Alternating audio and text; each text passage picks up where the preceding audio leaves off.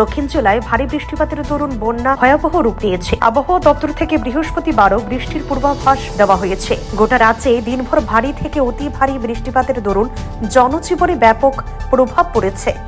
বিলুনি ও সাবরু মহকুমায় বন্যা ভয়াবহ রূপ নিয়েছে। অন্যান্য মহকুমাগুলিতেও বিভিন্ন নদীতে বাড়ছে জলস্তর। নদীর তীরবর্তী এলাকার লোকজন বন্যার আশঙ্কায় শঙ্কিত। আগামী দুদিন রাজ্যে বিভিন্ন জায়গায় ভারী থেকে অতি ভারী বৃষ্টিপাতের সম্ভাবনা রয়েছে। পাশাপাশি দক্ষিণ জেলায় বহাল থাকছে লাল সতর্কতা। আবহাওয়া দপ্তর সূত্রে জানা গিয়েছে, গাঙ্গেয় পশ্চিমবঙ্গ এবং এর আশেপাশের এলাকায় অবস্থিত নিম্নচাপ অঞ্চলটি বুধবার ঝাড়খণ্ড সংলগ্ন গাঙ্গেয় পশ্চিমবঙ্গের উপর অবস্থান করছে। এর সাথে যুক্ত ঘূর্ণিঝড়টি সমুদ্র পৃষ্ঠ থেকে 7.6 কিমি উপরে বিস্তৃত। আগামী 2 দিন ধরে এটি ঝাড়খণ্ড এবং উত্তর ছত্তিশগড় জুড়ে ধীরে ধীরে পশ্চিম উত্তর পশ্চিম দিকে অগ্রসর হওয়ার সম্ভাবনা রয়েছে। আবহাওয়া দপ্তরের দেওয়া পূর্বাভাস অনুযায়ী রাজ্যের বিভিন্ন জেলায় মাঝারি থেকে ভারী বৃষ্টিপাত শুরু হয়েছে 8 জুলাই থেকে। 9 জুলাই অর্থাৎ বুধবারও বিভিন্ন জেলায় বৃষ্টি হচ্ছে।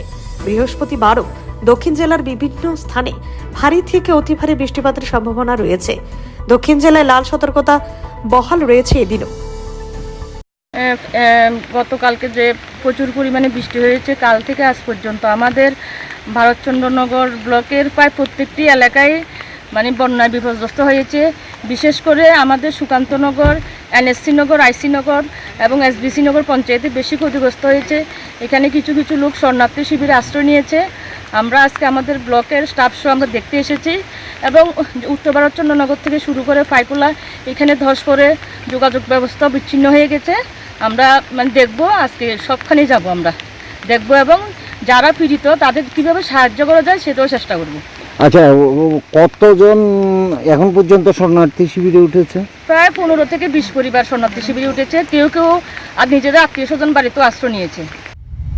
Siri TV, channel for news and entertainment.